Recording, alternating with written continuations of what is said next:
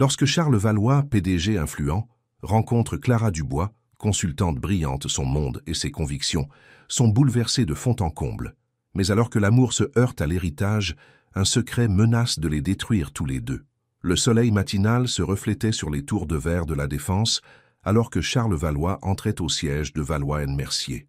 À 34 ans, il était l'un des hommes les plus puissants de l'industrie technologique. Son costume sur mesure épousait parfaitement sa haute silhouette et son sourire confiant avait fait la couverture des Échos le mois dernier. « Bonjour, monsieur Valois », dit son assistante Sophie, se dépêchant à ses côtés avec une tablette à la main. L'équipe marketing attend dans la grande salle de conférence. La consultante de Dubois Stratégie arrive dans 15 minutes. Charles hocha la tête sans ralentir le pas. « Un café, noir, déjà sur votre bureau, monsieur. » Le bureau d'angle offrait une vue panoramique sur la Seine et les toits de Paris. Charles prit un moment pour l'apprécier avant de consulter le dossier sur son bureau. Valois & Mercier avait besoin d'un repositionnement complet de sa marque pour sa nouvelle initiative mondiale de développement durable. Le conseil d'administration avait insisté pour faire appel à un consultant externe. « Clara Dubois », murmura-t-il en parcourant ses références. « HEC Paris. A fondé Dubois Stratégie il y a 5 ans. Liste de clients impressionnante. » On frappa à la porte, interrompant ses pensées. « Monsieur Valois, les membres du conseil vous demandent de les rejoindre avant la réunion, » dit Sophie. Charles la suivit jusqu'au salon des cadres où 3 hommes âgés en costumes coûteux se servèrent des viennoiseries. « Charles, mon garçon !» Son père, Henri Valois, lui tapa sur l'épaule. À 65 ans, Henri maintenait toujours un rôle actif dans l'entreprise qu'il avait fondée. « Avez-vous examiné le dossier de cette femme, Dubois ?»« Je viens de finir, » répondit Charles. « Elle semble qualifiée. » Le membre du conseil, Philippe Mercier, renifla. « Être qualifié est une chose, mais comprendra-t-elle notre vision ?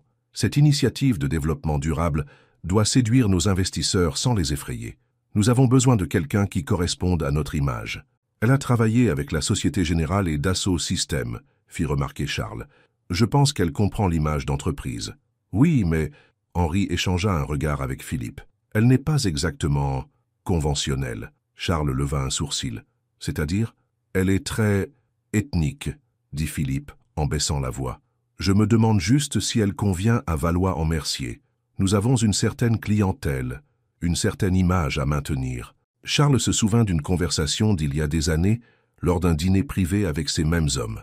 Le champagne coulait à flot, les remarques désinvoltes sur l'image et les perspectives de mariage. Sa propre voix disant qu'il n'épouserait jamais une femme noire, pas à cause de la race, avait-il insisté, mais à cause de l'image.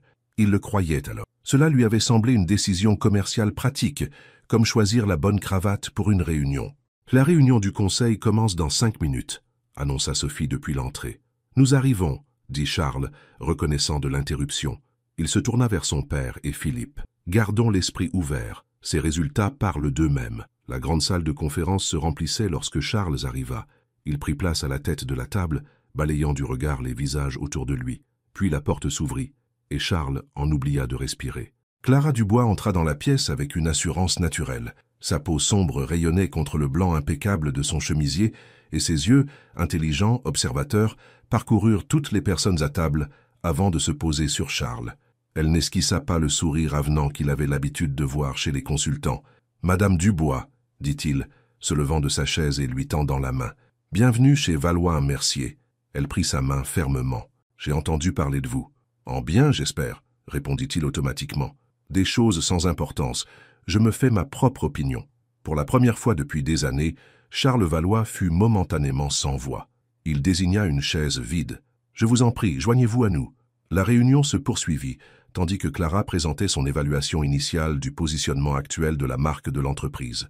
Sa voix était claire et assurée, son analyse affûtée. « Votre perception actuelle du marché est forte mais étroite, » expliqua-t-elle, affichant des diapositives sur le projecteur. « Puissante, oui. Innovante, oui. Mais aussi exclusive, inaccessible et franchement déconnectée des réalités des jeunes générations. » Henri Valois fronça les sourcils. « Nous avons bâti notre réputation sur l'exclusivité. Et cela a bien fonctionné jusqu'à présent, » reconnut Clara. « Mais cette initiative de développement durable exige une approche différente. Vous devez être perçu comme faisant partie de la communauté mondiale, pas au-dessus d'elle. Madame Dubois, » Philippe Mercier se pencha en avant, « nos investisseurs attendent un certain standard de notre part. Vos investisseurs attendent des retours sur investissement, le corrigea Clara. Et sur le marché actuel, les entreprises perçues comme élitistes et déconnectées perdent du terrain. Elle passa à une nouvelle diapositive montrant une analyse des concurrents. Ces chiffres ne mentent pas, messieurs. Charles la regarda gérer la pièce avec une autorité tranquille. Pas de sourires inutiles, pas de flirt, juste une pure compétence. C'était rafraîchissant. J'aimerais mener des entretiens individuels avec les membres clés de l'équipe, poursuivit Clara, en commençant par vous, monsieur Valois. Elle regarda directement Charles. Si vous pouvez me consacrer 1 heure cet après-midi. Mon emploi du temps est à votre disposition, répondit Charles, ignorant le regard appuyé de son père. Après la réunion, Charles retourna à son bureau, incapable de se concentrer sur ses tâches habituelles. Il y avait quelque chose chez Clara Dubois qui l'avait déstabilisé. Ce n'était pas seulement sa beauté, bien qu'elle fût indéniablement belle, c'était sa franchise, son refus d'être impressionnée par lui. À 14 heures précises, Sophie fit entrer Clara dans son bureau. « Merci d'avoir pris le temps », dit Clara, installant son enregistreur sur le bureau entre eux. « Ces entretiens m'aident à comprendre la culture de l'entreprise, au-delà de ce que révèlent les études de marché. »« Demandez-moi n'importe quoi », répondit Charles, se penchant en arrière dans sa chaise. « Pourquoi Valois en Mercier se soucie-t-elle soudainement du développement durable ?» Sa question était directe. Charles envisagea une réponse diplomatique, puis y renonça. « Parce que nos investisseurs s'en soucient, parce que nos concurrents le font, et parce que, personnellement, je crois que c'est la bonne direction pour l'avenir. » Clara hocha la tête, prenant une note. « Au moins, vous êtes honnête sur les 2 premières raisons. » Elle leva les yeux vers lui. « Quelle est la plus grande faiblesse de l'entreprise ?»« L'adaptabilité, » admit Charles. « Nous avons bâti notre succès sur un certain modèle, et le changement ne vient pas facilement à la vieille garde. Y compris votre père ? Y compris mon père. » L'entretien se poursuivit pendant près de 2 heures, dépassant largement le temps prévu. Charles se retrouva à révéler plus de détails sur les politiques internes de l'entreprise qu'il n'avait l'intention. Il y avait quelque chose chez Clara qui lui donnait envie d'être honnête, de l'impressionner non par son pouvoir, mais par sa perspicacité. « Dernière question, » dit enfin Clara. « Qu'espérez-vous personnellement accomplir avec ce repositionnement de marque ?» Charles fit une pause, réfléchissant. « Un héritage, je suppose. Valois en Mercier a toujours été une question d'argent. J'aimerais que l'entreprise serve aussi à faire la différence. » Clara l'étudia un instant, puis éteignit son enregistreur. « Merci pour votre temps, monsieur Valois. »« Charles, » la corrigea-t-il, « et merci pour votre franchise. C'est rare dans ce bâtiment. » Elle sourit pour la première fois, un petit sourire réservé qui transforma son visage. « Je trouve que ça fait gagner du temps. » Au cours des 3 semaines suivantes, Clara devint une présence régulière chez Valois en Mercier. Elle mena des entretiens, organisa des groupes de discussion et passa des heures au département marketing. Charles trouvait des raisons d'assister à des réunions qu'il aurait normalement déléguées juste pour observer son travail. « Elle est certainement très rigoureuse », fit remarquer Henri un soir alors qu'il partageait un whisky avec Charles dans le bureau de ce dernier. « Mais je ne suis toujours pas convaincu qu'elle comprenne notre marque. Philippe et moi pensions peut-être que sa fille, Juliette, pourrait rejoindre le projet. Elle vient de terminer son diplôme d'une grande école de commerce. » Charles posa son verre. « Juliette n'a aucune expérience en marketing. » « Non, mais elle comprend notre monde, nos valeurs. Papa, nous avons engagé Dubois Stratégie parce qu'ils sont les meilleurs. Laissons-les faire leur travail. » Henri étudia son fils. « Tu sembles très épris de Madame Dubois. »« Ça, je respecte son travail, » répondit Charles avec prudence. « Fais attention, mon fils. Les sentiments personnels n'ont pas leur place dans les décisions commerciales. Et souviens-toi de ce que nous avons discuté concernant la perception publique. Tes choix relationnels se répercutent sur l'entreprise. » Henri termina son whisky. Après le départ de son père, Charles se tint près de la fenêtre, observant les lumières de la ville. Il pensa à l'homme qu'il était un mois auparavant, confiant, calculateur, ne remettant jamais en question les valeurs qu'il avait héritées.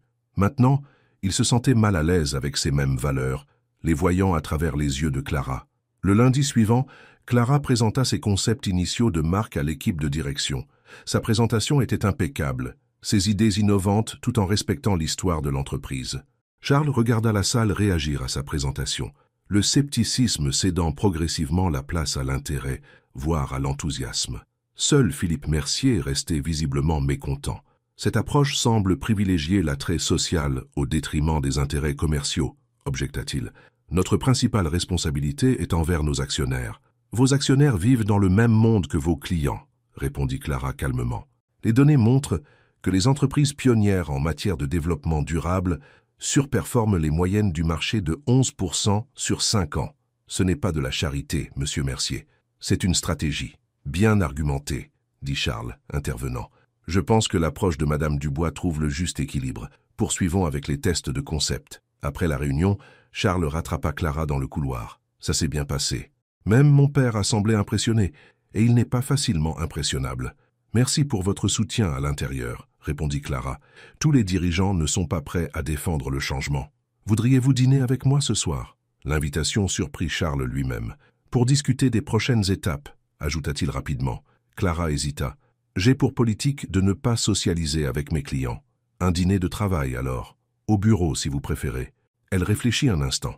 Il y a un café près de mon bureau à Saint-Denis. 19 heures? Charles s'aventurait rarement à Saint-Denis, mais il se retrouva à accepter immédiatement. Le café ne ressemblait en rien aux restaurants élégants que Charles fréquentait habituellement.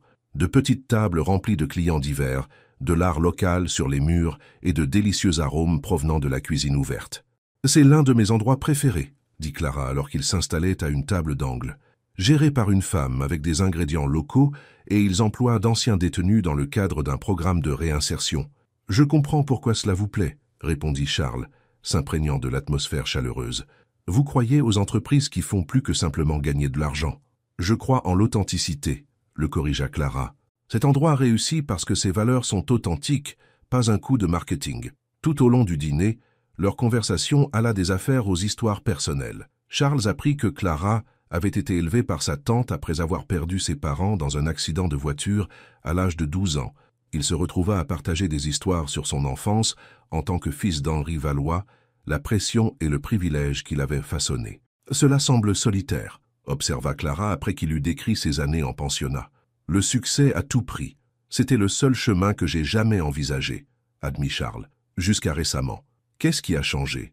Charles la regarda directement. « J'ai rencontré quelqu'un qui m'a fait remettre en question mes certitudes. » Le moment fut interrompu par une agitation à une table voisine. Une femme âgée avait renversé un verre d'eau et le serveur aidait rapidement à nettoyer. « Tante Denise ?» Clara se leva, surprise. « Que faites-vous ici ?» La femme leva les yeux, ses yeux s'écarquillant à la vue de Clara avec Charles. « Je dîne avec Marjorie, » dit-elle, désignant sa compagne. « Je ne m'attendais pas à vous voir ici ce soir. C'est une réunion de travail, » expliqua Clara, semblant soudain mal à l'aise. « Charles Valois, voici ma tante, Denise Dubois. » Charles se leva et tendit la main. « C'est un plaisir de vous rencontrer, Madame Dubois. Votre nièce parle beaucoup de vous en bien. » Denise lui prit la main avec une poignée ferme, ses yeux l'évaluant froidement. « Monsieur Valois, j'ai lu des articles sur vous dans les pages économiques. Que des bonnes choses, j'espère, » dit Charles avec un sourire. « Des choses sans importance, » répondit Denise, faisant écho aux mots de Clara lors de leur première rencontre. « Je me fais ma propre opinion. » Charles ne put s'empêcher de rire. « Je vois d'où votre nièce tient sa franchise. »« Entre autres choses, » dit Denise. Elle se tourna vers Clara. « Appelle-moi demain, ma chérie. » Alors qu'ils retournaient à leur table, Charles remarqua le malaise de Clara. « Votre tante semble formidable. Elle est protectrice, » répondit Clara. « Elle m'a élevée pour être prudente avec les hommes puissants au sourire charmant. C'est comme ça que vous me voyez?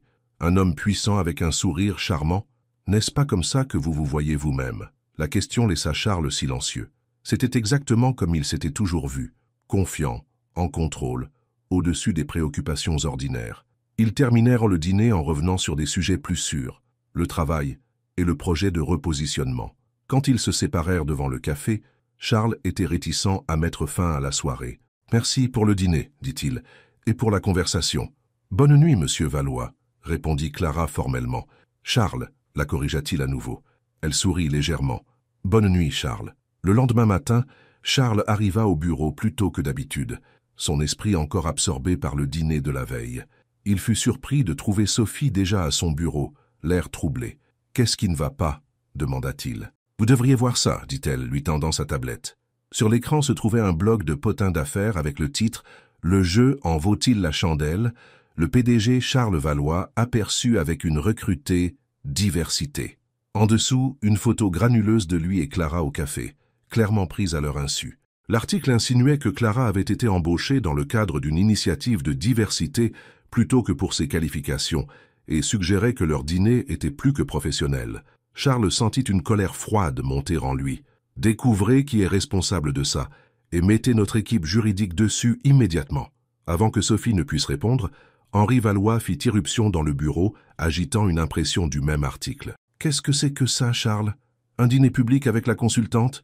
Tu as perdu la tête ?» « C'était un dîner de travail, » répondit Charles, gardant sa voix calme. « Ce n'est pas ce que ça laisse paraître. Philippe est furieux. Le conseil est inquiet. » Henri jeta le papier sur le bureau. « Nous avons les investisseurs d'Abu Dhabi qui nous rendent visite la semaine prochaine. C'est exactement le genre de distraction dont nous n'avons pas besoin. »« Ah, l'article est une ordure, » dit Charles, « et je vais m'en occuper. » Henri baissa la voix. « Fils, je te connais. J'ai vu comment tu la regardes. Mais souviens-toi de ce que tu as toujours dit toi-même. L'image compte dans notre position. Il y a des attentes. Peut-être que ces attentes doivent changer, » répondit Charles tranquillement. Son père le fixa. « Ne gâche pas tout ce que nous avons bâti pour un engouement passager. Il y a beaucoup de femmes convenables avec qui tu pourrais sortir sans faire la une des journaux. » La conversation fut interrompue par Sophie à l'interphone. « Monsieur, Madame Dubois est sur la ligne 1.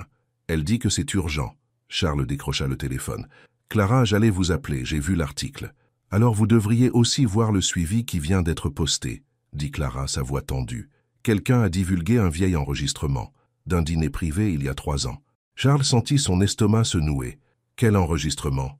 Vous discutant de qui vous épouseriez ou non, en fonction de la race. » Sa voix était parfaitement maîtrisée. « Je vous appelle pour vous faire savoir que je vais confier le projet Valois & Mercier à un autre consultant. »« Clara, attendez. Au revoir, monsieur Valois. » La ligne se coupa. Charles resta figé, le téléphone toujours à la main, tandis que le plein impact de ses mots le frappait. L'enregistrement. Son rejet désinvolte des femmes noires comme partenaires potentiels. Des mots prononcés dans ce qu'il pensait être un cadre privé, maintenant public. Et Clara les avait entendus. Henri le regardait attentivement. Qu'est-ce qui s'est passé? Charles posa le téléphone. « Je dois arranger quelque chose d'important. Les investisseurs d'Abu Dhabi devront attendre. » Charles attrapa sa veste. « Certaines choses sont plus importantes que les affaires, papa. » Alors qu'il se dirigeait vers la porte, Henri l'appela. « Charles, ne gâche pas tout pour cette femme. » Charles s'arrêta dans l'embrasure de la porte. « Elle s'appelle Clara Dubois, et elle vaut plus que tout. » Sur ce, il partit, ne sachant pas s'il pourrait réparer les dégâts, mais certain qu'il devait essayer. Charles traversa les embouteillages parisiens, les jointures de ses doigts blanchies sur le volant. L'enregistrement qui avait refait surface datait d'un dîner privé il y a 3 ans.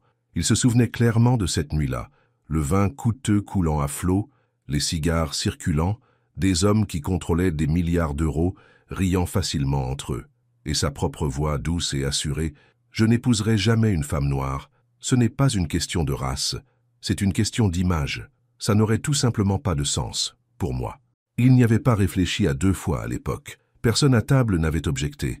Il y avait eu des hochements de tête complices, quelques sourires entendus, juste des conversations d'affaires entre hommes puissants.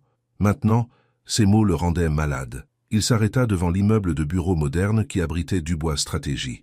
La réceptionniste le regarda avec méfiance alors qu'il s'approchait. « Je dois voir Clara Dubois, » dit-il. « Madame Dubois n'est pas disponible, » répondit-elle, son ton froid. « Souhaitez-vous prendre rendez-vous? S'il vous plaît, dites-lui que Charles Valois est ici. C'est important. » La réceptionniste passa un appel, parlant trop bas pour que Charles l'entende. Après un instant, elle raccrocha. « Je suis désolé, monsieur Valois. Madame Dubois est en réunion toute la journée. » Charles sortit une carte de visite et écrivit au dos. « S'il vous plaît, donnez-lui ceci. Dites-lui que j'attendrai aussi longtemps qu'il le faudra. » Il resta assis dans le hall pendant 3 heures. Des employés allaient et venaient, lui jetant des regards curieux.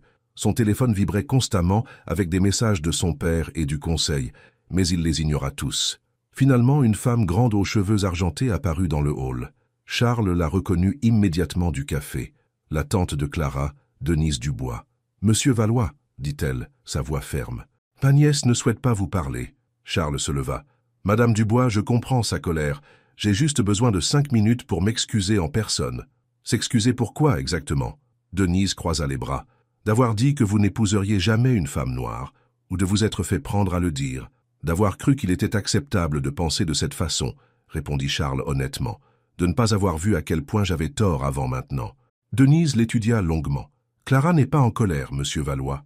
Elle est déçue, et d'après mon expérience, la déception blesse plus profondément que la colère. Je dois arranger ça. Certaines choses ne peuvent pas être réparées avec des excuses de 5 minutes, dit Denise. Certaines blessures ont besoin de temps pour guérir. Elle lui tendit une carte de visite. Marc Dumas reprendra votre dossier. Il est excellent dans ce qu'il fait. Je ne veux pas d'autres consultants, insista Charles. L'entreprise a besoin de la vision de Clara. Et Clara a besoin d'espace par rapport aux hommes qui discutent de sa valeur en fonction de la couleur de sa peau. Les yeux de Denise étaient durs.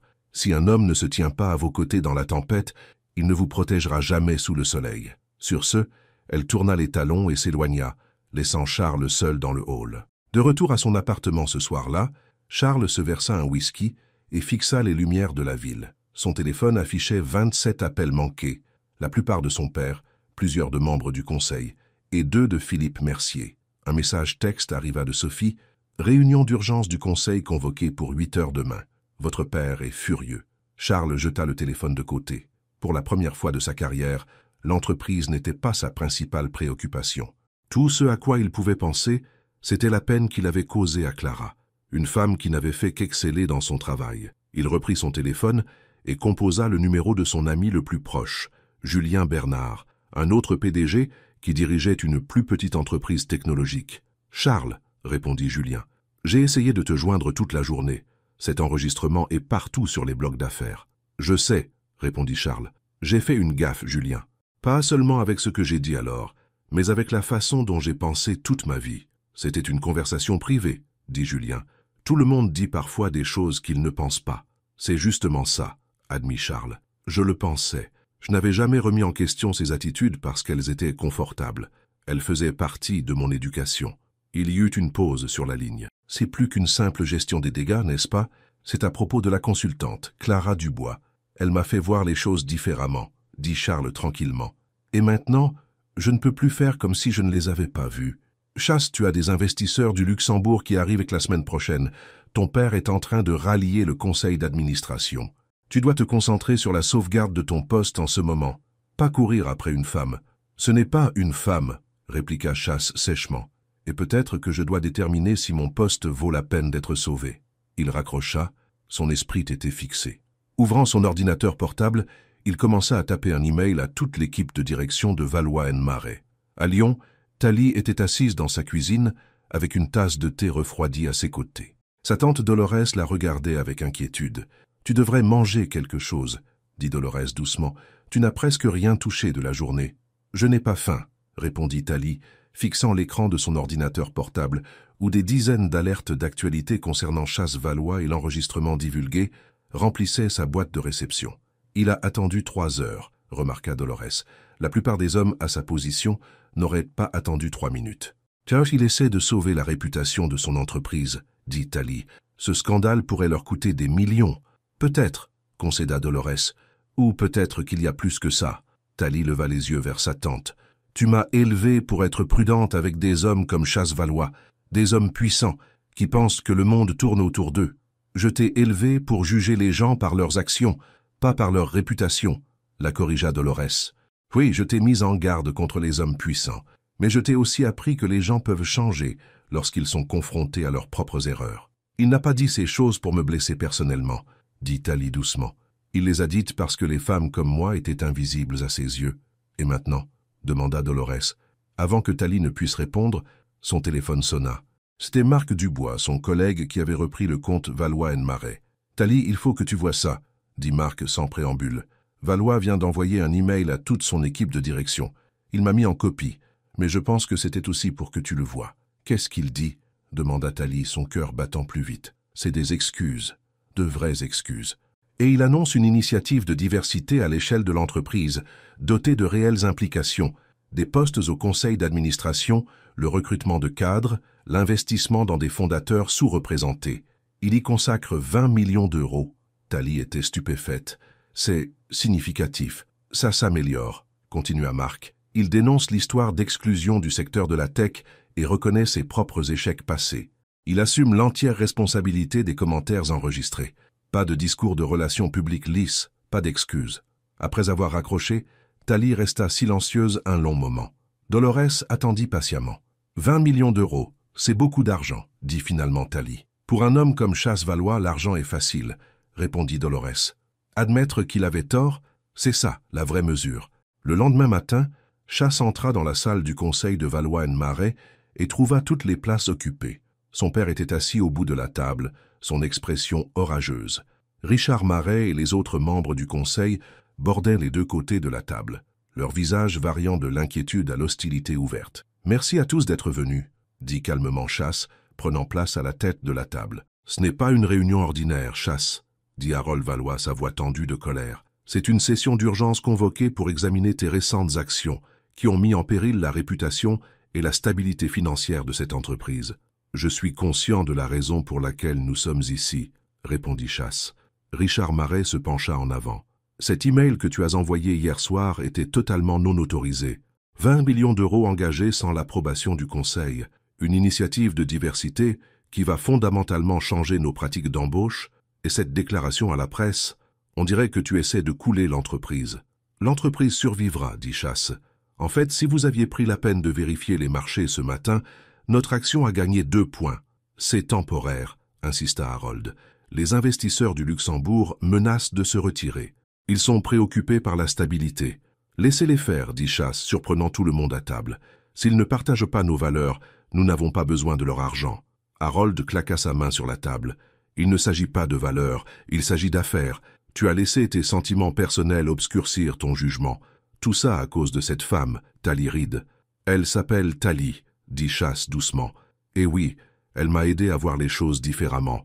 Mais il ne s'agit pas d'elle. Il s'agit de ce que nous voulons être en tant qu'entreprise. » « Le Conseil a préparé une déclaration, » dit Richard, faisant glisser un document sur la table. « Elle prend ses distances avec tes opinions personnelles et annonce que tu prends un congé pendant que nous évaluons la situation. » Chasse ne jeta même pas un œil au papier. « Je ne signe pas ça. »« Alors nous devrons procéder à un vote, » menaça Harold. « J'ai parlé avec les principaux actionnaires. Ils nous soutiendront là-dessus, Chasse.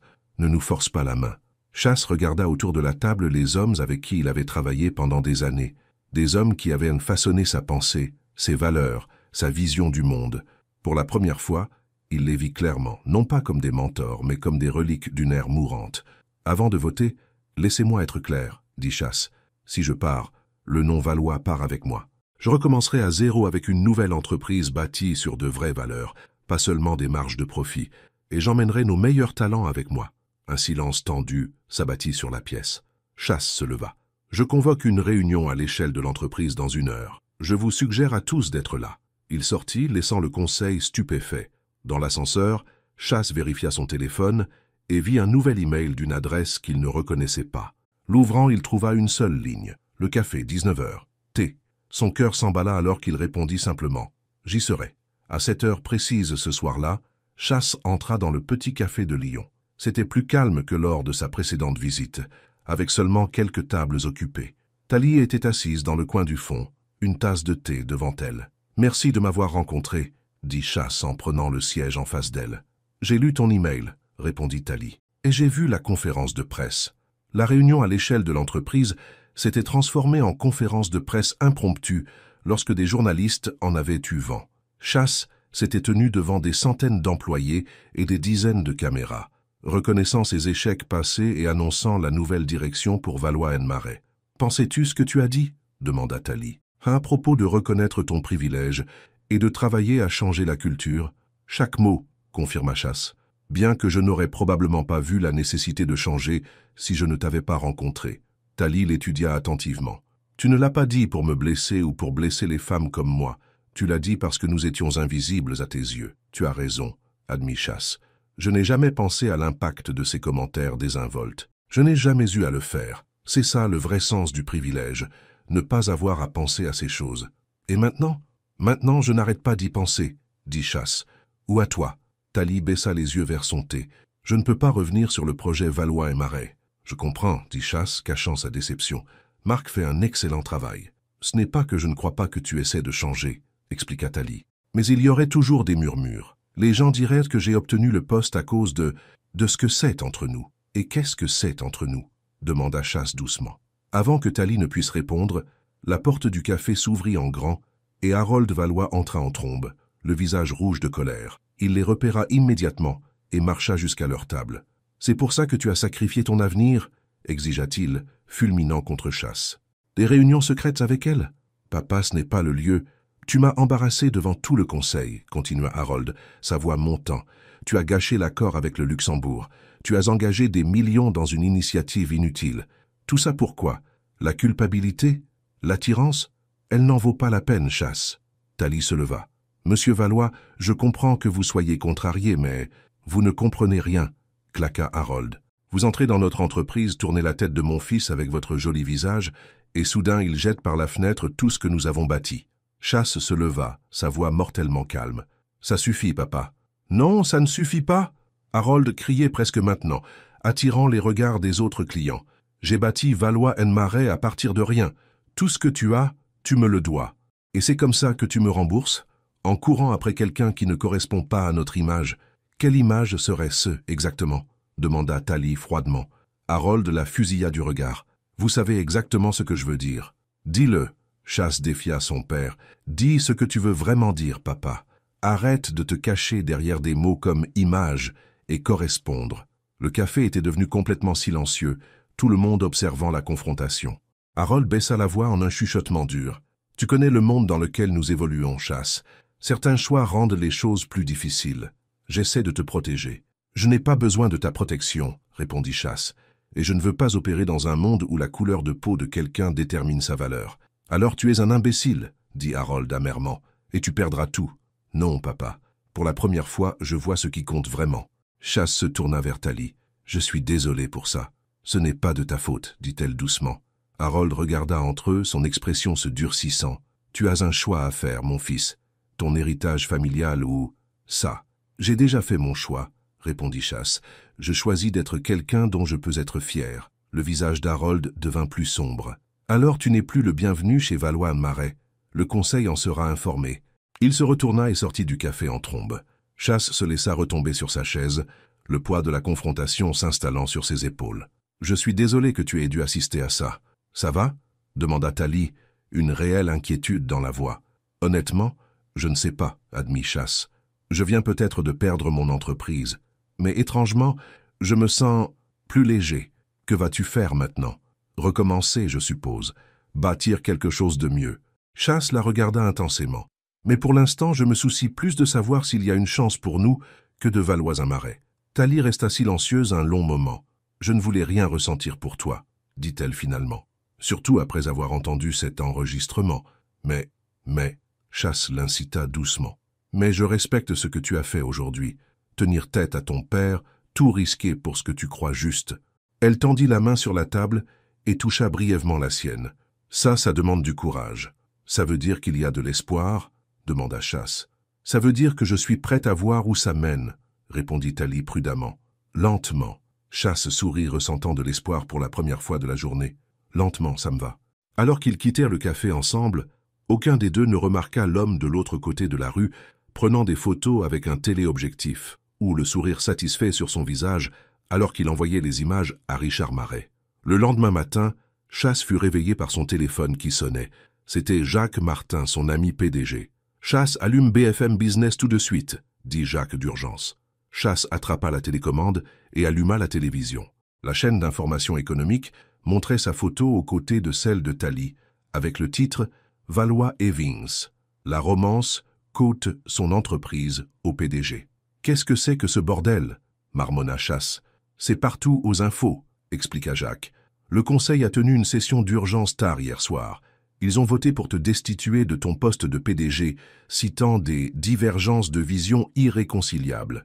Ton père prend la relève en tant que PDG par intérim. » Chasse se sentit engourdi. Ils ne peuvent pas faire ça sans un vote des actionnaires. Ils convoquent une assemblée générale extraordinaire des actionnaires la semaine prochaine pour officialiser la chose. Mais Chasse, ça empire. Il y a des photos de toi et Thalie sortant du café ensemble. Richard Marais raconte à tout le monde que tu as compromis l'entreprise en entretenant une relation avec une consultante. Chasse passa une main dans ses cheveux. C'est ridicule. Et complètement hypocrite de la part de Richard. C'est une manœuvre de pouvoir, dit Jacques. Il te dépeigne comme instable, gouverné par l'émotion plutôt que par le sens des affaires. Ils utilisent Thalie pour te discréditer. Il faut que je la prévienne, dit Chasse, tendant déjà la main vers son autre téléphone. Ils vont aussi traîner son nom dans la boue. Fais attention, Chasse. Ils surveillent chacun de tes mouvements maintenant. Après avoir raccroché, Chasse appela Tali, mais l'appel tomba directement sur la messagerie vocale. Il réessaya avec le même résultat. Finalement, il envoya un SMS. « Il faut qu'on parle, c'est urgent.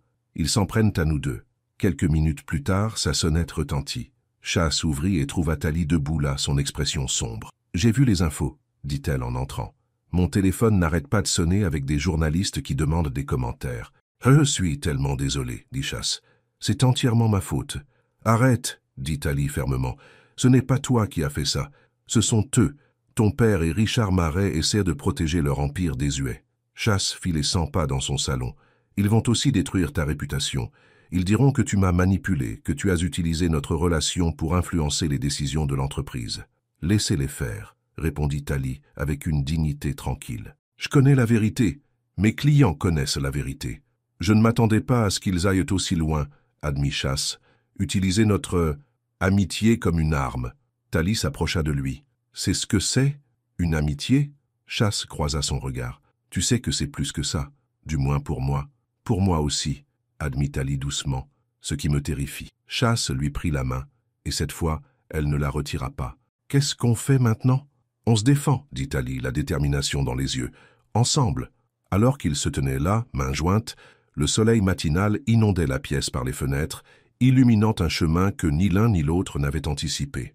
À travers la ville, dans la salle du conseil de Valois en Marais, Harold Valois et Richard Marais passèrent en revue les titres du matin avec satisfaction. « Il reviendra en rampant une fois qu'il réalisera ce qu'il a perdu, » dit Harold avec confiance. « Mon fils a toujours compris le pouvoir. Il ne choisira pas une femme plutôt que son héritage. » Richard hocha la tête. « Et s'il ne le fait pas ?» L'expression d'Harold se durcit. « Alors nous nous assurerons qu'aucun d'eux n'aura de réputation à sauver. » Ils étaient loin de se douter que la bataille qu'ils venèrent de commencer changerait non seulement la vie de Chasse et Tali, mais aussi l'avenir de Valois & Marais elle-même. Les titres du matin dépeignaient Chasse Valois comme un PDG qui avait perdu la tête pour une femme.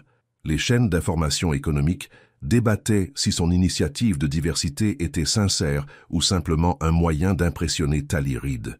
Les réseaux sociaux bourdonnaient d'opinions, certains soutenant la position de Chasse contre la vieille garde, d'autres remettant en question son jugement. « Ils essaient de me faire passer pour instable, » dit Chasse, faisant défiler les nouvelles sur sa tablette. Lui et Tali étaient assis dans son appartement, des tasses de café entre eux planifiant leur prochaine étape. « Et ils te dépeignent comme une sorte de manipulatrice. »« Qu'est-ce on m'a traité de pire ?» répondit Tali avec un sourire ironique. « La question est, qu'est-ce qu'on fait maintenant ?» Chasse posa la tablette. « Je possède toujours 20% de Valois & Marais. Mon père en détient 30 et Richard Marais en a 15.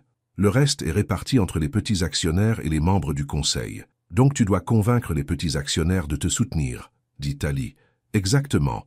L'assemblée des actionnaires a lieu dans une semaine. Si je peux obtenir suffisamment de soutien, je peux bloquer la tentative de mon père de me destituer officiellement. » Chasse passa une main dans ses cheveux. « Mais ce n'est pas suffisant. Je dois leur montrer une meilleure vision pour l'avenir de l'entreprise. » Le téléphone de Tali vibra avec un SMS. Elle le vérifia et fronça les sourcils. « Qu'est-ce qu'il y a ?» demanda Chasse. « Ma tante Dolores. Elle dit qu'il y a des journalistes devant chez elle qui posent des questions sur nous. » Tali leva les yeux, l'inquiétude dans le regard. « Ils s'en prennent à ma famille maintenant. » Chasse sentit une vague de colère. « C'est l'œuvre de mon père. Il essaie de nous faire pression de tous les côtés. » Il tendit la main vers celle de Tali. « Je suis tellement désolé que tu sois entraînée dans tout ça. Je suis une grande fille, Chasse. Je peux gérer ça. » Tali serra sa main. « Mais nous devons être intelligents. Ton père et Richard Marais ont des ressources et de l'influence. Ils utiliseront tout ce qu'ils peuvent contre nous. Alors nous avons besoin d'alliés, » dit Chasse, prenant son téléphone. « À commencer par la communauté tech. » Au cours des jours suivants, Chasse contacta toutes les personnes qu'il connaissait dans le secteur, autres PDG, investisseurs, anciens collègues. Certains l'évitaient, ne voulant pas s'impliquer dans ce que la presse économique appelait la guerre des Valois. Mais d'autres, en particulier les jeunes leaders de la tech et les femmes cadres, offrirent leur soutien. Pendant ce temps, Tali utilisa ses propres contacts en marketing et en relations publiques pour contrer le récit poussé par Harold et le conseil. Elle arrangea des entretiens avec des journalistes sympathiques, où Chasse put raconter sa version de l'histoire, comment il en était venu à reconnaître ses propres préjugés et s'était engagé à créer un réel changement dans l'industrie technologique. 4 jours avant l'assemblée des actionnaires, Chasse et Thalie rencontrèrent Jacques Martin à son bureau. « J'ai parlé à quelques-uns des petits actionnaires, » dit Jacques, fermant la porte pour plus d'intimité. « Beaucoup d'entre eux sont indécis. Ils n'aiment pas la mauvaise publicité, mais ils sont aussi impressionnés par le soutien public que tu reçois du côté progressiste du monde de la tech. Qu'en est-il des investisseurs du Luxembourg ?» demanda Chasse. Toujours en jeu, étonnamment. Ils sont pragmatiques, ils se soucient plus des retours que des drames personnels. Mais Harold les travaille dur, leur promettant un leadership stable s'ils le soutiennent.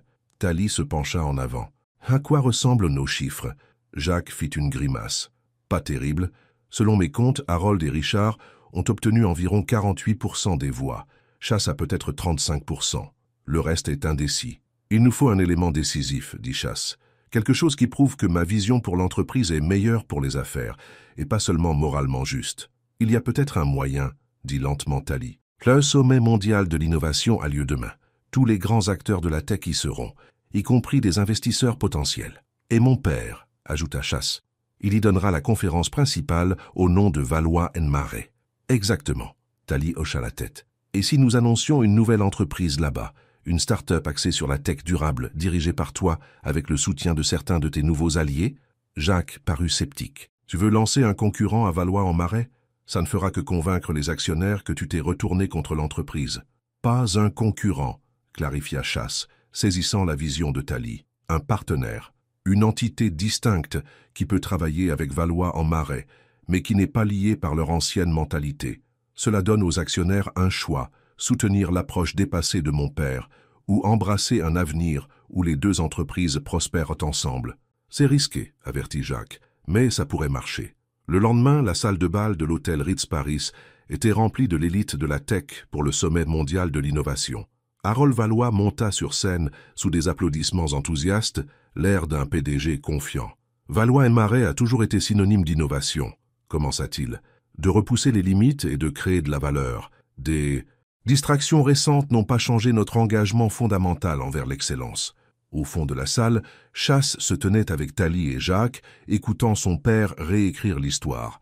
Les têtes se tournèrent alors que les gens le remarquaient, des chuchotements se répandant dans la foule. « Il fait comme si rien n'avait changé », murmura Thalie. « Ça a toujours été sa stratégie », répondit Chasse. « Nier l'existence des problèmes et ils pourraient disparaître. » Alors qu'Harold terminait son discours sous des applaudissements polis, le modérateur ouvrit la séance aux questions. Chasse se dirigea vers un microphone dans l'allée centrale. « J'ai une question », dit-il clairement, provoquant une vague d'excitation dans l'audience. Les journalistes se redressèrent sur leur siège, sentant le drame. Le visage d'Harold se crispa lorsqu'il vit son fils. « Chasse, je ne savais pas que tu serais présent. »« Je n'aurais manqué ça pour rien au monde, » répondit Chasse. « Ma question est simple. Comment Valois & Marais peut-elle prétendre être innovante alors que sa direction refuse d'innover dans sa pensée concernant l'inclusion et la représentation ?» Un murmure se répandit dans la foule. Harold força un sourire. « Ce n'est pas le forum approprié pour les griefs personnels, Chasse. Ce n'est pas personnel. Il s'agit de l'avenir de la tech. » Chasse regarda autour de la pièce. « Tout le monde ici sait que l'industrie a un problème de diversité. J'ai proposé une solution, et le Conseil l'a rejetée, parce qu'elle menaçait leur confortable statu quo. Le Conseil a rejeté un engagement financier non autorisé, pris sans analyse appropriée, répliqua Harold. Une décision prise sous des influences, discutable. L'implication était claire, et Chasse sentit Thalie se raidir à ses côtés.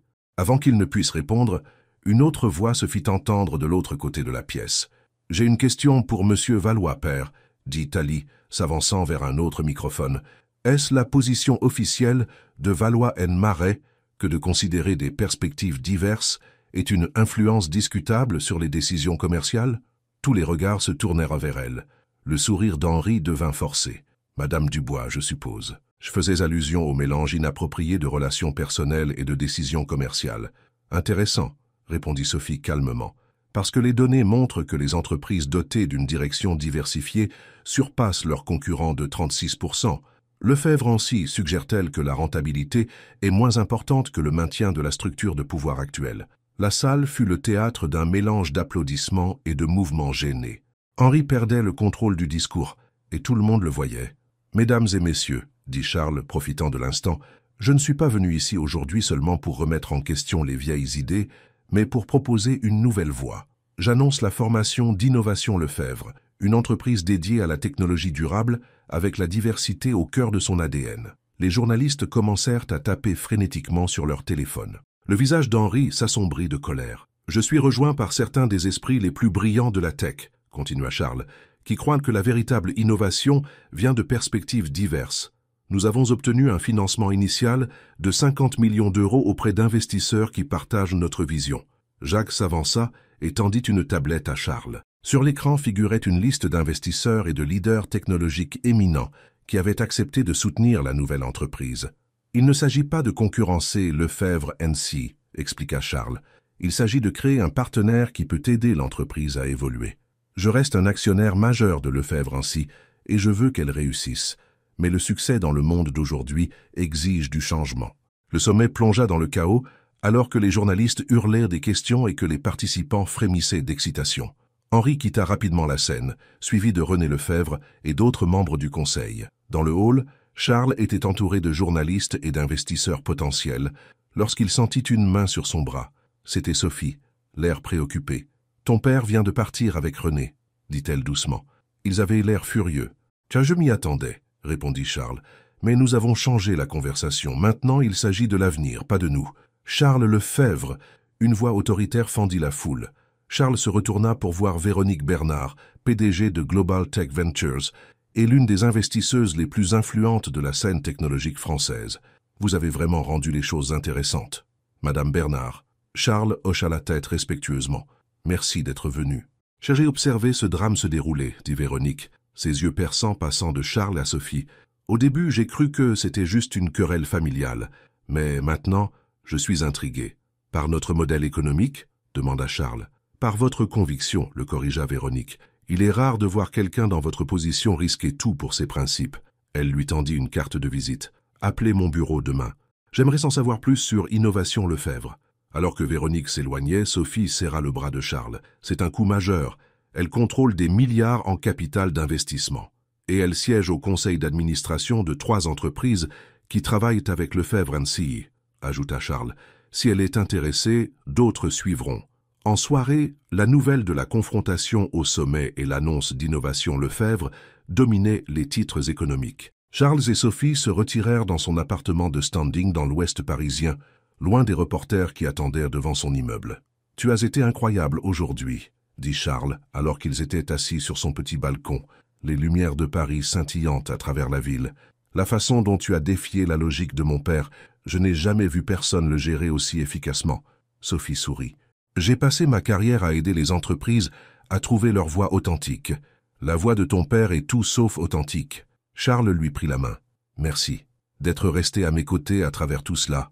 La plupart des gens auraient fui le drame. »« Je ne suis pas comme tout le monde, » répondit Sophie, sa voix douce. « Et ce que tu fais compte. Tu utilises tes privilèges pour créer un réel changement. » Leurs regards se croisèrent, et Charles sentit quelque chose se transformer entre eux, un approfondissement de la connexion qui avait grandi depuis cette première rencontre dans la salle de réunion. Lentement, il se pencha et l'embrassa. Pendant un instant, le monde extérieur s'évanouit, le scandale, la bataille de l'entreprise, le vote des actionnaires à venir. Il n'y avait que cette connexion tranquille, cette reconnaissance de sentiments qui s'était développée malgré toutes les raisons pour lesquelles ils n'auraient pas dû.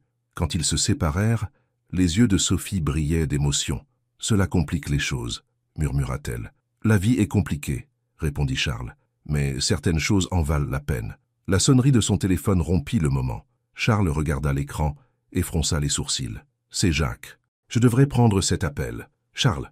La voix de Jacques était urgente. « Allume BFM Business tout de suite. » Charles rentra et alluma la télévision de Sophie. La chaîne d'information économique montrait des images d'Henri Lefebvre lors d'une conférence de presse impromptue. « Regrette d'annoncer que mon fils Charles Lefebvre n'est plus affilié à Lefebvre NC à quelque titre que ce soit, » disait Henri. Le conseil d'administration a voté à l'unanimité pour le retirer de tous ses postes au sein de l'entreprise et pour engager des poursuites judiciaires concernant son manquement à son devoir fiduciaire. « Ils ne peuvent pas faire ça avant le vote des actionnaires, » dit Charles, incrédule. « Ils invoquent des pouvoirs d'urgence en vertu d'un règlement obscur, » expliqua Jacques. « C'est juridiquement discutable, mais ça crée des faits accomplis. Et il y a plus. » À l'écran, Henri poursuivait. « De plus, Nous avons des preuves que la relation de M. Lefebvre avec la consultante Sophie Dubois a commencé bien avant qu'elle ne soit embauchée par Lefebvre & Cie, remettant en question la légitimité de son contrat et de tout le travail effectué. Sophie, qui était entrée du balcon, haleta. « C'est un mensonge éhonté. Ils essaient de vous discréditer professionnellement tous les deux, » dit Jacques. Henri présente ça comme une conspiration, que vous avez tout planifié depuis le début pour nuire à l'entreprise. C'est ridicule, dit Charles. Nous nous sommes rencontrés pour la première fois dans cette salle de réunion. Il y a des témoins. Ils affirment des réunions secrètes antérieures, répondit Jacques.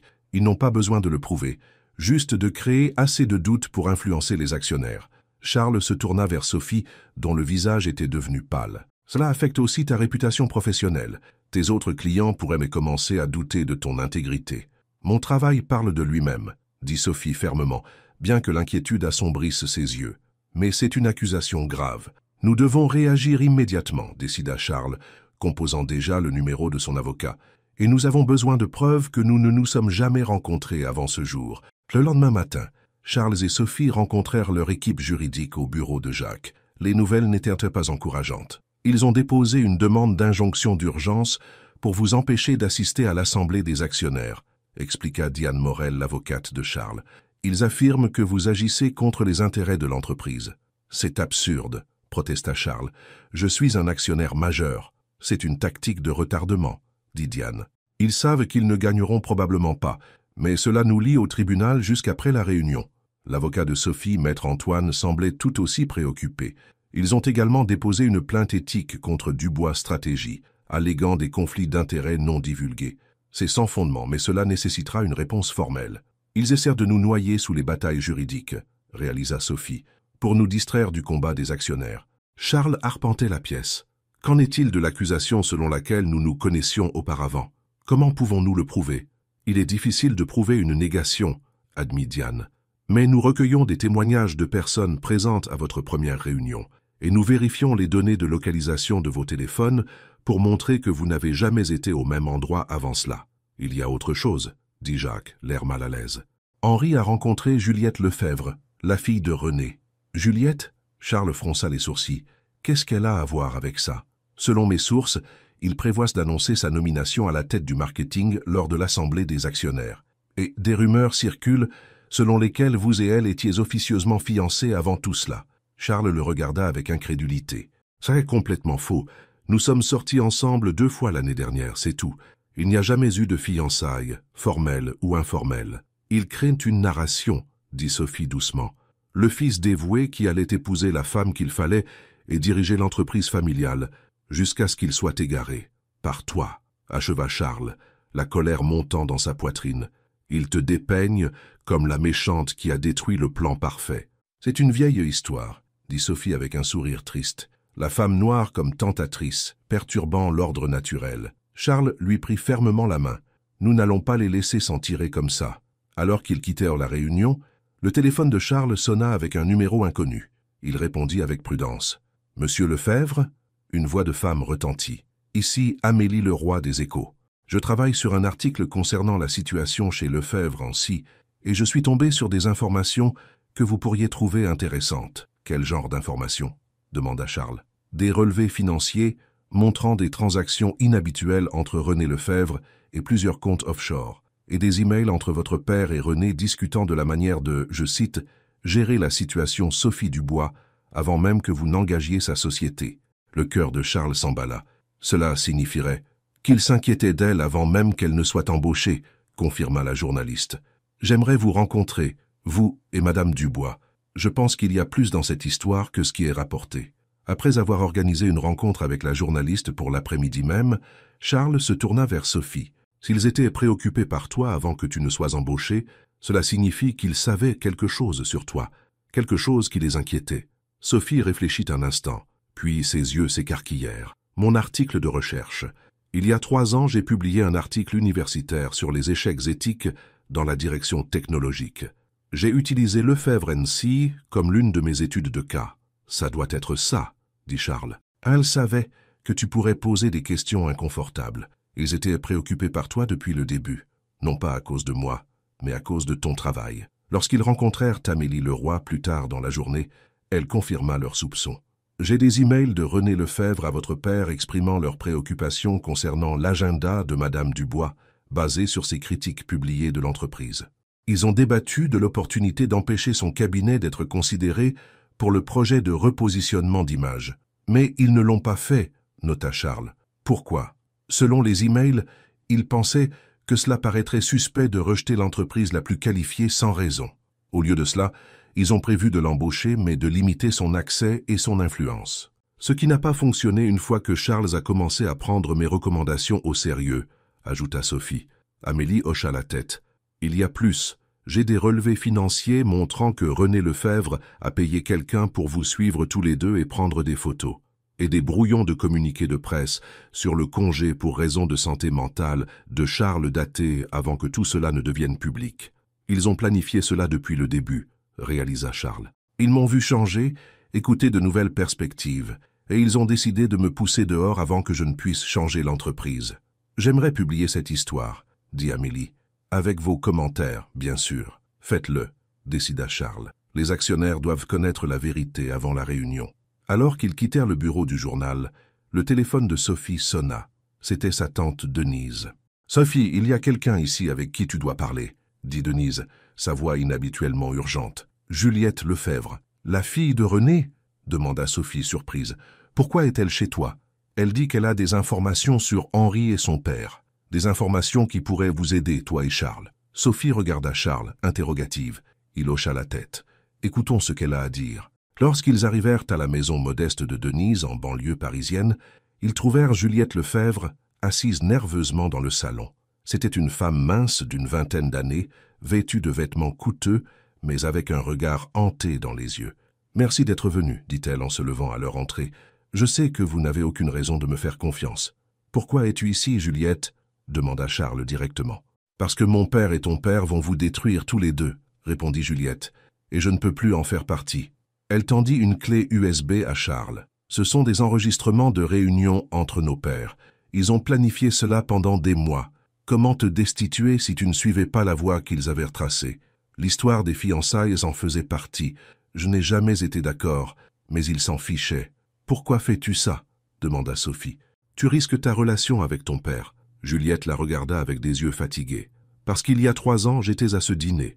J'ai entendu ce que Charles a dit sur le fait de ne jamais épouser une femme noire. Et je n'ai rien dit. Je n'ai rien fait. J'ai gardé le silence trop longtemps pendant qu'ils utilisèrent les gens comme des pièces d'échecs. » Elle se tourna vers Charles. « Je t'ai vu changer, défendre ce qui est juste.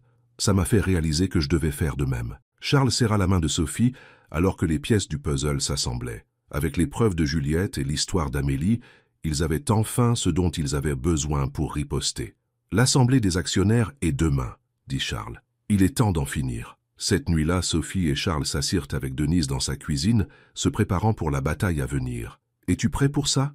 demanda Denise à Charles. « Ton père ne s'avouera pas vaincu sans lutter. »« Je sais, » répondit Charles. « Mais pour la première fois de ma vie, je me bats pour quelque chose qui compte plus que l'argent ou le pouvoir. » Denise l'étudia pensivement. « Quand tu es venu pour la première fois à mon bureau, cherchant Sophie, j'ai cru que tu n'étais qu'un autre homme puissant essayant de protéger son image. Je ne croyais pas que des gens comme toi pouvaient vraiment changer. Et maintenant ?» demanda Charles. « Maintenant, je pense que je me suis peut-être trompé. » Denise sourit légèrement. « Bien que je te surveille toujours. » Sophie rit. « Toujours la protectrice, tante Denise. »« Quelqu'un doit l'être, » répondit Denise. « Mais je dirais ceci, Charles Lefebvre. Tenir tête à ton père, risquer ta position pour ce qui est juste, cela demande un vrai courage. »« J'ai eu un bon exemple à suivre, » dit Charles, regardant Sophie. « Quelqu'un qui n'a jamais compromis ses valeurs pour le succès. » Alors que minuit approchait, Charles se prépara à partir. Le lendemain apporterait la confrontation finale avec son père et le conseil. Dehors sur le porche, il prit les mains de Sophie dans les siennes. « Quoi qu'il arrive demain, » dit-il doucement, « je veux que tu saches que te rencontrer a changé ma vie. Tu m'as fait voir le monde différemment. »« Tu t'es changé toi-même, Charles, » répondit Sophie. « Tu as choisi d'écouter, de grandir, de défendre ce qui est juste. »« J'ai dit jamais, » murmura Charles, faisant écho à ses paroles d'il y a des années. « Mais toi, tu m'as fait croire en toujours. » Les yeux de Sophie brillèrent de larmes, alors qu'elle se penchait pour l'embrasser. À cet instant, quoi que le lendemain puisse apporter, ils savaient tous les deux que certaines batailles étaient déjà gagnées. Le matin de l'assemblée des actionnaires se leva. clair et lumineux. Devant le siège de Lefebvre-Ancy, les journalistes s'étaient rassemblés, anticipant le bras de fer entre Charles Lefebvre et son père. Les agents de sécurité vérifiaient minutieusement les accréditations, renvoyant toute personne ne figurant pas sur la liste approuvée. Dans une chambre d'hôtel 6 pâtés de maison plus loin, Charles ajustait sa cravate tandis que Sophie le regardait depuis le canapé. « Tu es sûr de toi ?» demanda-t-elle. « Une fois que nous rendrons tout public, il n'y aura plus de retour en arrière. » Charles croisa son regard dans le miroir. « Je suis sûr, la vérité doit éclater, pour nous deux. » Son téléphone vibra avec un SMS de Jacques. L'article d'Amélie vient de paraître. Il est déjà en tête des tendances. Les Échos avaient publié ce matin-là l'article explosif d'Amélie Leroy, révélant le complot d'Henri et René contre Charles et leurs efforts pour discréditer Sophie. L'histoire incluait des extraits des emails fournis par Juliette, montrant l'étendue de leur machination. « Ton père sera furieux, » dit Sophie. « Cela le démasque complètement. »« Tant mieux, » répondit Charles. « Il a opéré dans l'ombre trop longtemps. Il est temps que tout le monde le voie tel qu'il est vraiment. » Diane Morel, l'avocate de Charles, arriva avec les dernières nouvelles. Le juge a rejeté leur demande d'injonction. « Vous avez légalement le droit d'assister à la réunion en tant qu'actionnaire majeur, et nous avons soumis toutes les preuves à l'AMF concernant les transactions financières douteuses de René Lefebvre. Qu'en est-il des actionnaires ?» demanda Charles. « L'article a-t-il changé des avis ?»« Il est trop tôt pour le dire avec certitude, » admit Diane. Mais Jacques rapporte que plusieurs investisseurs institutionnels ont appelé avec des préoccupations concernant la direction d'Henri. Ils n'aiment pas les scandales ou les agendas cachés. Charles consulta sa montre. « C'est l'heure, allons-y. » L'assemblée des actionnaires devait avoir lieu dans le grand salon de l'hôtel Le Bristol. Alors que Charles et Sophie approchèrent de l'entrée, les journalistes se pressèrent, hurlant des questions. « Monsieur Lefebvre, votre père a-t-il vraiment essayé de vous évincer à cause de vos initiatives de diversité ? Madame Dubois, comment répondez-vous aux allégations selon lesquelles vous auriez manipulé Charles Lefebvre ?» Charles prit le bras de Sophie de manière protectrice alors qu'il se frayait un chemin à travers la foule. À l'intérieur, le salon était agencé avec des rangées de chaises faisant face à une estrade où les membres du conseil étaient déjà assis. Henri Lefebvre était au centre, son visage un masque de colère contenue. René Lefebvre se pencha vers lui, chuchotant avec urgence. Quand Henri aperçut Charles et Sophie entrer, ses yeux se rétrécirent.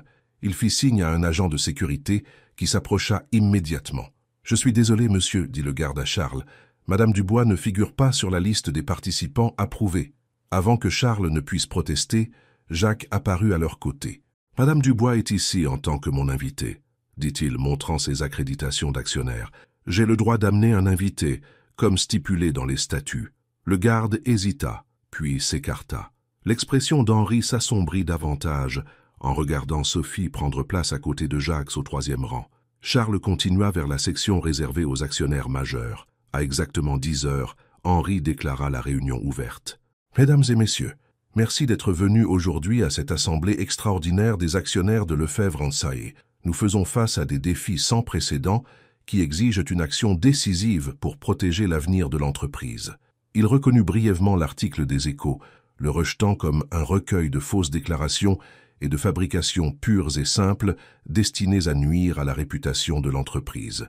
Puis il passa rapidement au point principal de l'ordre du jour. Le Conseil a unanimement recommandé la destitution de Charles Lefebvre de tous ses postes au sein de l'entreprise et ma nomination au poste de PDG permanent, avec René Lefebvre comme directeur des opérations. Nous pensons que cette équipe de direction apportera la stabilité et la vision nécessaires pour aller de l'avant. Henri regarda directement Charles. « Voudrais-tu t'adresser aux actionnaires avant le vote, mon fils ?» Charles se leva et se dirigea vers le pupitre, sentant tous les regards de la salle posés sur lui. Il avait préparé des remarques, mais en regardant l'auditoire, l'assurance satisfaite de son père, le regard de soutien de Sophie, il décida de parler avec son cœur. « Il y a 3 ans, lors d'un dîner privé, j'ai dit quelque chose dont j'ai profondément honte aujourd'hui. J'ai dit que je n'épouserais jamais une femme noire parce que cela ne correspondrait pas à mon image. C'était désinvolte, irréfléchi et profondément faux. Je ne le voyais pas alors. Je le vois maintenant. » Un murmure traversa la foule. Henri se déplaça inconfortablement sur son siège. « Quand Sophie Dubois est entrée dans notre salle de réunion il y a quelques semaines, elle a tout changé pour moi. Non pas parce que j'étais attiré par elle, bien que je le fusse, mais parce qu'elle m'a fait remettre en question des croyances que je n'avais jamais examinées. Elle m'a mis au défi de voir l'entreprise, et moi-même, différemment. Charles se tourna pour faire face directement au conseil. L'initiative de diversité que j'ai proposée ne concernait pas la correction politique. Il s'agissait de renforcer Lefebvre en Sillet en y apportant des perspectives dont nous avons désespérément besoin. La recherche est claire. Les entreprises diversifiées performent mieux. Elles innovent plus efficacement. Elles se connectent à des marchés plus larges. Il leva sa tablette, affichant des projections financières. Ces chiffres montrent ce que Lefebvre en Sillet pourrait réaliser avec une approche véritablement inclusive. Non seulement moralement juste, mais rentable. Henri coupa court. Tout cela est très touchant, Charles, mais les actionnaires se soucient de la stabilité et d'un leadership éprouvé, pas de votre parcours personnel. En fait, une voix s'éleva de l'auditoire, nous nous soucions aussi de l'éthique et de la transparence. C'était Véronique Bernard, la puissante investisseuse que Charles avait rencontrée au sommet. Elle se leva, attirant l'attention. J'ai examiné les preuves publiées ce matin. Si Henri Lefebvre et René Lefebvre ont conspiré pour destituer un PDG pour avoir promu la diversité et manipulé les ressources de l'entreprise à des fins de vendetta personnelle, ce n'est pas un leadership dans lequel je souhaite investir. Plusieurs autres actionnaires acquiescèrent. L'expression confiante d'Henri faiblit légèrement. Les allégations de cet article ne sont pas prouvées, insista Richard Marchand. Vraiment? Demanda Charles. Il fit signe à Jacques, qui pressa un bouton sur son ordinateur portable. Les écrans de la salle de bal s'illuminèrent, diffusant une séquence vidéo, un enregistrement du dîner d'il y a 3 ans, où Charles avait fait son commentaire controversé. Mais la vidéo continua au-delà de ce dont Charles se souvenait, montrant Henri et Richard plus tard dans la soirée, discutant de la manière de maintenir une image irréprochable pour l'entreprise. Nous ne pouvons pas avoir de recrutement axé sur la diversité au niveau exécutif, disait clairement Henri. Cela dilue la marque. D'accord, répondit Richard. Nous ferons bonne figure publiquement, mais nous maintiendrons les choses en l'état. La salle tomba dans un silence pesant à la fin de la vidéo. Charles se tourna vers son père. Il ne s'agissait pas seulement de moi et de Thalia. Il s'agissait de maintenir un système qui maintient des personnes comme elle, à l'écart du pouvoir. Le visage d'Henri était devenu pâle. Où as-tu eu cet enregistrement? Jeanne Marchand se leva de sa chaise, à l'arrière. Je l'ai enregistré, père. J'ai enregistré beaucoup de choses au fil des ans. Richard Marchand regarda sa fille sous le choc. Jeanne, qu'est-ce que tu fais? Ce qui est juste. Enfin, elle s'avança pour rejoindre Charles au pupitre. Pendant des années, je vous ai vu, toi et Henri, manipuler les gens, bloquer des candidats qualifiés parce qu'ils ne correspondaient pas à votre vision étroite. J'en ai assez de me taire. Henri tenta de reprendre le contrôle de la réunion. Tout cela est très dramatique, mais cela ne change rien au fait que le comportement de Charles a été erratique et préjudiciable à l'entreprise. Vraiment? Charles le défia. Notre action a pris 3 points après l'annonce de mon initiative sur la diversité. Innovation Valory a obtenu 50 millions d'euros de financement en moins d'1 semaine. Des personnes talentueuses se prestent pour travailler avec nous parce qu'elles croient en notre vision. Il s'adressa directement aux actionnaires. Vous avez un choix aujourd'hui. Vous pouvez voter pour le passé, pour l'exclusion masquée en tradition, pour la pensée étroite déguisée en stabilité. Ou vous pouvez voter pour un avenir où Marchand et Valory mènera l'industrie non seulement en termes de profit, mais aussi de raison d'être. Vanessa Dupré se leva de nouveau. Je propose que nous reportions le vote sur la révocation de Charles et que nous votions plutôt sur une nouvelle résolution.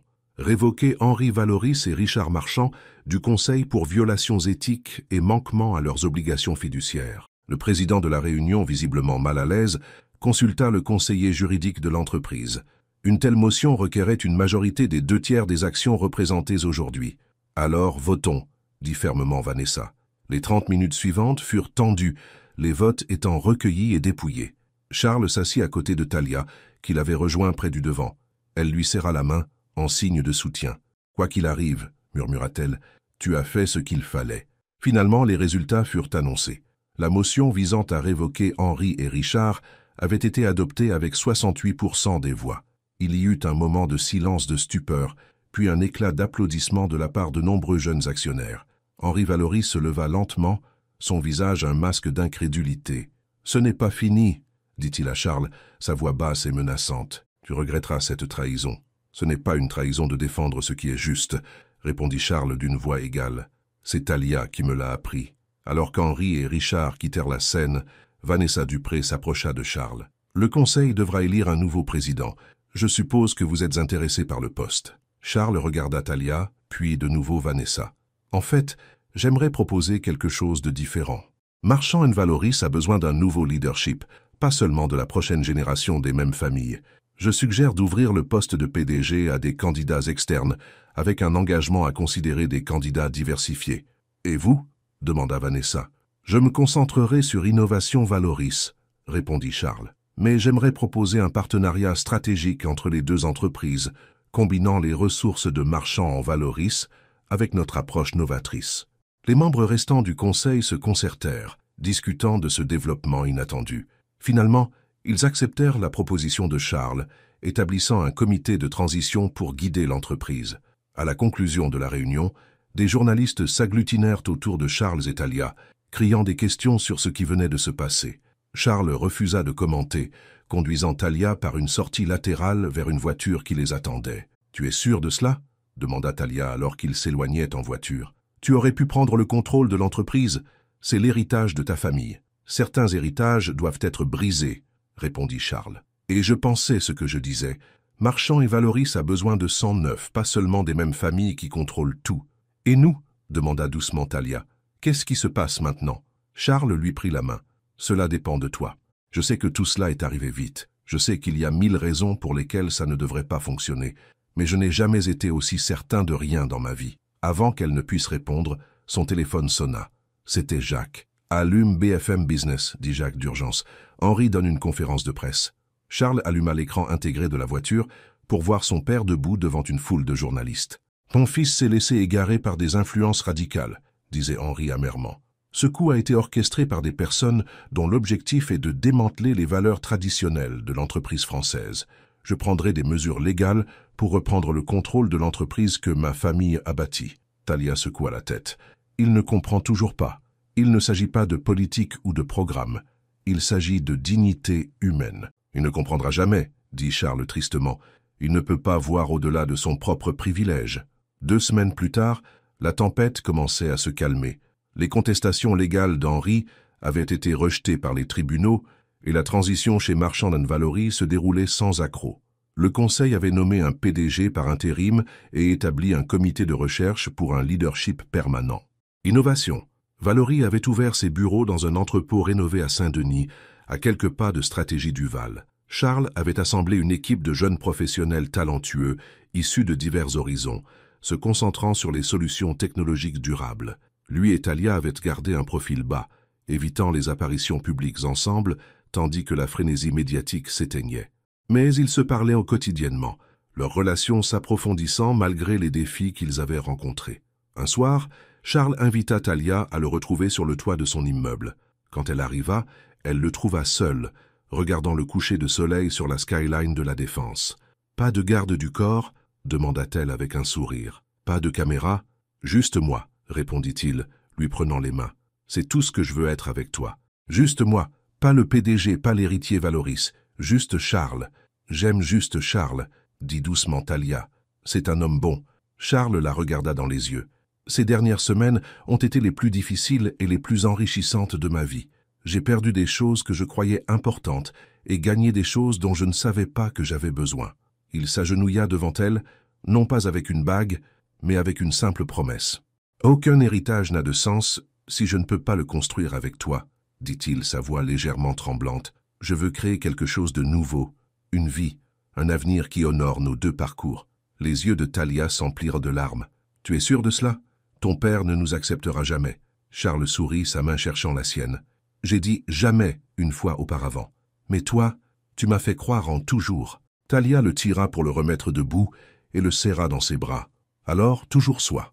6 mois plus tard, Charles et Talia se tenaient ensemble sur une plage de la Côte d'Azur, entourés d'un petit groupe de proches. Dolores Duval regardait fièrement sa nièce, rayonnante dans une simple robe blanche, échanger ses vœux avec l'homme qui avait changé pour elle, et grâce à elle. Innovation. Valoris avait connu une croissance rapide, s'associant à Marchand & Valoris sur des initiatives qui transformaient les 2 entreprises. Le cabinet de Talia s'était étendu, se concentrant sur l'aide aux entreprises pour créer des stratégies de diversité authentique plutôt que de simples gestes de relations publiques. Henri Valoris n'avait pas assisté au mariage, Il s'était retiré dans sa propriété au Cap d'Antibes, toujours amer de ce qu'il considérait comme la trahison de son fils. Mais Charles lui avait quand même envoyé une invitation, laissant la porte ouverte à une éventuelle réconciliation.